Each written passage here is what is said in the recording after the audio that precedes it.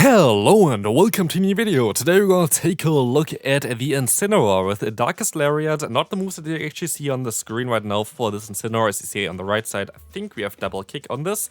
Double kick going to help you out in quite a few matchups, which you can take a look at as well. But yeah, today we're gonna take a look at this Pokemon here. The first opponent has a team that's kind of familiar. If you saw my top team video, if you saw my team on Twitter, I think this is a very similar team to what I was running there as well. And so for me, it's very important to have switch alignment here, so I decided to use a shield. Even though they went for the bait, they don't even get to another move. And honestly, Incineroar was quite a lot of fun. I still wish this Pokemon would have a little bit of a better, I don't know, like it needs like some better fast move maybe with like Shadow Claw or like something that is better as a bait move. Even like the Blaze Kick is kind of fine. But yeah, it is what it is here. We're going to be able to completely hardwall the opponent with the team that we have, because I knew what they have basically in the back, because I built this team that the opponent is running, which is kind of funny. So it is what it is. But yeah, in general, Incineroar, very interesting Pokemon. You can basically win the matchup a little bit easier with double kick against something like a Registeel, as well as against a Lickitung, the two-shield scenario. Otherwise, you don't win against them. It is not recommended to run double kick. I still think it's better to run double kick. At the end of the day, do whatever you want if you want to run this Pokemon. But I still wanted to give it a try here with a new move of Darkest Lariat. Maybe it's coming in clutch. We will find out shortly.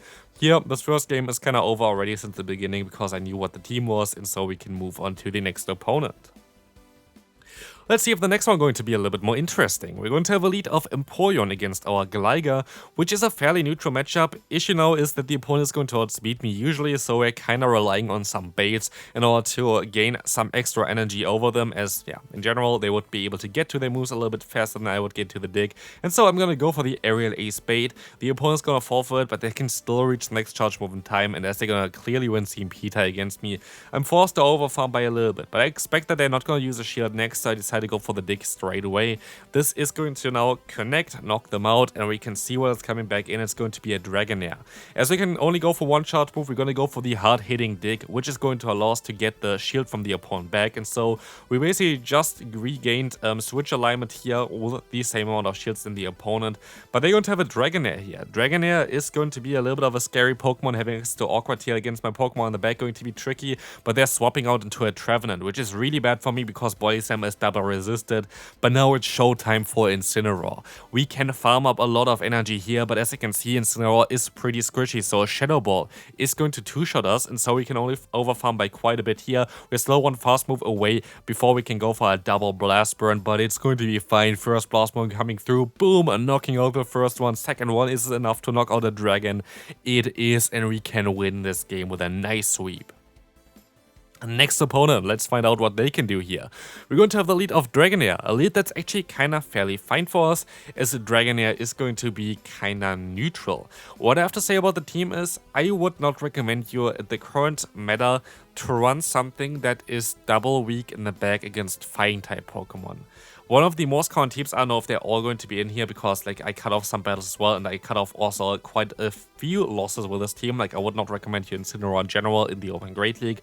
I just want to showcase it a little bit better here in terms of what it can do in theory. But a lot of times, like I would say, around like 20 to 30% of the teams I encountered were a lead that I either lose or like be neutral against, and two fighting type Pokemon in the back. Like for example Cresselia, and then we're going to have the Poliwrath and the Annihilate in the back. And of course, this team doesn't really have a shot against it. So some of the battles I cut out. I'm honest about this, like all the time when a team really functions well, I say it. If a team is kind of neutral, like this one, I say it as well. So like you're not going to be fooled by anything or whatever, but still add a lot of nice sweeps with Incineroar, which is definitely worth seeing here, as we maybe have another sweep here coming up, as they can go for the full farm down against the Dragonair, but not without using a shield. So let's see, it's going to be a Swampert in the back. This is going to be a little bit of a trickier one. I'm forced to go for the charge move of Blast Burn. Blast Burn is going to be a little bit more, like needing a little bit less energy basically. In terms of needing fast moves to get to a Darkest Lariat, this doesn't change. You still need the same amount of fast moves to go for a Darkest Lariat, but you're gonna reach another Blast Burn a little bit faster, which is kind of nice. But here, it does not matter. We don't get to another move. I can still try to knock them out with my Shadow variant of Gligar, but is this going to be really enough? It is definitely enough, but they're still going to have a Stunfisk in the back, and they can much shot us down. Next opponent, we're going to have a Gligar Mirror Lead. Again, here kinda something kinda neutral. What you kinda want to do here is, especially in the current meta, you kinda have to keep your Gligar a little bit healthy. I'm not too sure if I'm actually going to go by my own rules here and try to catch a move eventually, but here actually, as you can see, the opponent is going to be in a disadvantage now because we have a CMPita here, which they won, but I can now force switch alignment, which is going to be great, and that's exactly what I'm going to do here. So I decide to stay in, but I decide to also use a shield here, so my Gligar still has some energy, is still a little bit healthy, and I can swap out later on with most likely a move stored. We're going to see here that they're going to have a Sableye in the back. I store up a Dig and swap out as they're going to have a Poliwrath in the back. This is going to be a tough one to still win. I doubt that this is going to work out for us, but maybe we can still get something done here. Let's find out. We're going to be able to get a shield from the opponent as we reach another Body Slam. And here we can see on how overpowered Lickitung is as well, because this Pokemon just does not care. It still reaches another Body Slam in time, allowing us to get the final shield from the opponent, allowing us also to see Impita here with the Aerial Ace, which is going to be great for us as we can now use a shield, knock them out. And we have to hope that our Incineroar is able to survive one return from a Sableye. If this is the case, we win. If it's not the case, we lose. So let's find out if this is going to be the case. Can we survive a return? Return does a ton of damage. But is it enough? It is not. And so we can still reach that Blast Burn. And this is going to be all it takes to knock out the Sableye. And we can say good game to the opponent. Another hard-hitting Blast Burn knocking out a Pokemon. Next opponent, going to have a Pokemon that I don't really appreciate too much, which is going to be the Wigglytuff. Wigglytuff is going to be okay for this team, not too great though, because Wigglytuff is going to have access to Icy Wind, which is going to be a move that is going to hit us for double super effective damage. Of course, we're going to use a shield here, but of course, debuffing our attack is pretty annoying over a long period of time. And also, our Lickitung is not doing any damage with Lick here, so it's going to be a little bit of a trickier one. The opponent is swapping out, going to their own Lickitung, but this only allows us to go into our Incineroar and look at the damage that we're gonna do now. Already, the first move is chunking away, being super effective, double kick there. We can go for the Blast Bomb, which has more energy efficiency to the Darkest Lariat. I think they do the exact same damage, but you need like a little bit more energy for Darkest Lariat. I think this is the case. Let me actually check real quick on the side. Maybe Darkest Lariat does like 10 more damage. I'm not too sure because it actually can be important if you only get to one move. Maybe Darkest Lariat is better. I'm just checking at the side because I feel like Darkest Lariat was like something like an Outrage clone. Might have been even better. But here we're gonna see the Wigglytuff going to have to go up against our Lickitung. I decided to let this move go through, which is most likely the best choice that I did here because you see in the back is going to be a Lantern. Any move from Lantern is going to be the better, like a better one to shield up, even if it's going to be the bait. But let's find here out. We're gonna see that the attack fell is the entire time on it, which is kind of funny. This is like a new bug apparently, which is kind of hilarious. We had this already like a little bit, like later on we're gonna most likely see it again, which is just so funny. Now it's kind of gone, but no, it's going to be back here. Basically, if the opponent does a charge move, it disappears, but as soon as the charge move ends, it's going to be back there again. And it's just funny. Like honestly, the game is really broken right now, which is fine. We can still go for a charge move here, gonna get them low, we can farm down.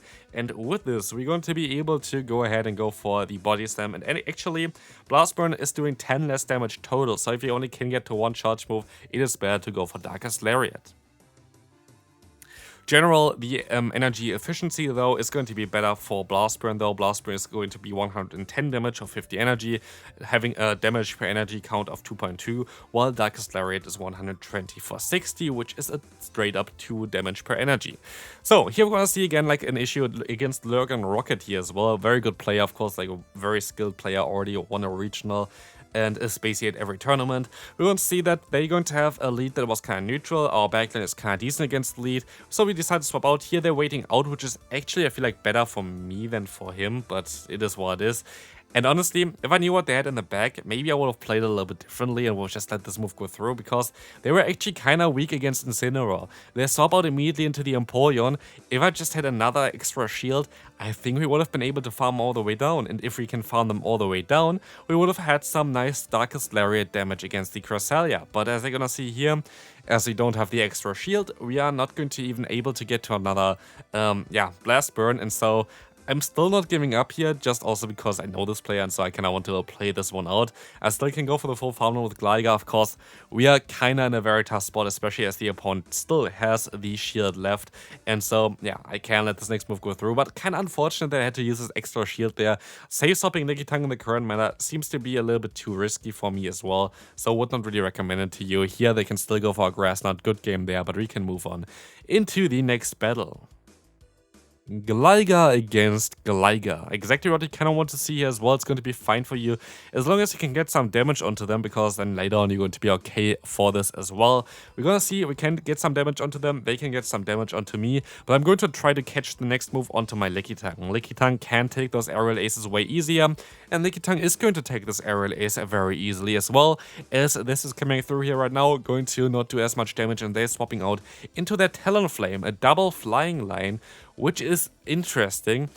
Honestly, I kind of want to see if a triple flying line is currently viable in this game. I feel like it could be, but you're going to see here that the opponent is going to go ahead and go for a flame charge, going to do some very decent damage, but we can still reach another charge move, which is important because it's going to get us a shield. But of course, they're going to get a ton of energy here for themselves. They have now another flame charge stored already, and so I decided to not go for the CMP tie and rather go for one fast move, go for two more fast moves afterwards, and then go for the charge move. But they decided to swap out into their own Gligar. And here, I maybe made a mistake, or maybe not. Honestly, I don't know.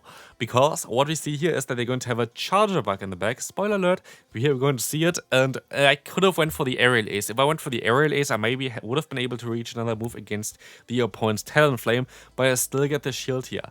And if the shields are down, our Incineroar is going to go to town, and so we see Exeter is going to two-shot us with the extra damage of a Volt Switch, and so my only hope is that they decide to swap out and I can still reach our Blast Burn, and yes, they're swapping out here, and so what we can do is we can go for one Blast Burn here, boom, going to knock them out, and in comes the Charger Bug again, we can outspeed them, another Blast Burn is completely destroying the opponent, and so we can sweep another team with our Incineroar. Honestly, like, if you're not gonna get completely hardwalled, Incineroar as a sweeper is great. I love this Pokemon for that kind of reason, but I still hope they're gonna get like a buff in the future, because it really deserves a buff in my opinion. Give it like Shadow Claw and it might be a really cool Pokemon with like something like Blaze Kick together. I feel like Blaze Kick might be actually better than Blast Burn as well in a lot of scenarios, but it is what it is. You're gonna see again a pretty awkward lead, a very awkward save swap, and all of them kind of letting the moves go through because they know that they would be able to survive a Power Whip. For me, I'm just banking on the fact that, like, yeah, they going to get hit by two body slams. Maybe they want to use a shield. They never want to use a shield. And honestly, save swapping Lickitung in this meta right now is really, really silly, apparently, because there's so many Fighting type Pokemon, so many Poliwrath against me. We know one shield down. They're going to have in the back another Water type and just decide to forfeit there. Final battle for the day. Let's see what they're going to do here. We're going to encounter another Cresselia, and I'm fearing a double fighter line again. So what we can do is we can try to catch a move, and they actually decide to go for the move, but on purpose. So it's very unlikely that they're going to have a fighter in the back. It's going to be the Lantern, which is great for us to get this Pokemon out of here, because now we're going to have our Incineroar later on, which is going to have a great time. But with the future side, they maybe put us into a range where the Thunderbolt is already enough to knock us out. So let's see, it's going to be the Thunderbolt coming through. It is barely not enough, and so we can reach the Body Slam, which is going to do a ton of damage, just shy of knocking them out as well. And so hopefully I can farm down with Incineroar, but sadly they can go for a Surf. It's super effective on both of our Pokemon, so I decided to use a shield. But I can go for the full farm down, so maybe Incineroar still has a chance here. In comes the Skarmory, great play by the opponent, catching the move here onto the Cresselia, very smart play by them. But it doesn't really matter, because you know already they're running Future Sight. If they run Future Sight in this meta, you have to use Grass Knot, and so every move is going to be resisted by our Incineroar, Future Sight double, Grass Knot single resisted, and so I can go up to 2 charge moves, which is going to come in clutch later on anyway, and our Gligar is still at full health while having a ton of energy. And so what I can do here is I can try to go for an Aerial Ace, going to be able to knock them out, but also I can just try to weaken them up the entire time, and this is exactly what I'm gonna do, because eventually, even though all our moves going to be resisted, the Skarmory is gonna kinda get low. And so for me, actually Gligar is maybe even the better asset for this team at this point against the Skarmory than my Fire type Pokemon in the back, which is lurking there with 2 moves, and I kinda want to get get like one of the moves off at least very soon. But as you can see here, I can go for the aerial ace, and this is going to allow us to go for like, yeah, basically a shield from the opponent. But as you can see, the opponent waited out, and this was a very smart play, because like this, they were able to go for the CMP tie. And this is going to knock us out before we can go for another blast burn, so we have to hope that we win the CMP tie as well. Let's see, can we win this one? We can, and so we can win the final game. I hope you enjoyed this short showcase, or not actually that short, like a normal showcase here for the Incineroar. Interesting Pokemon for sure, needs a better fast move, and it would be actually really good. But right now, it's not really having this, so not really recommend to you, but it's fun to sweep some opponents with it. So hopefully you enjoyed this one. If you did, feel free to leave a like, and I'll see you then. Bye bye.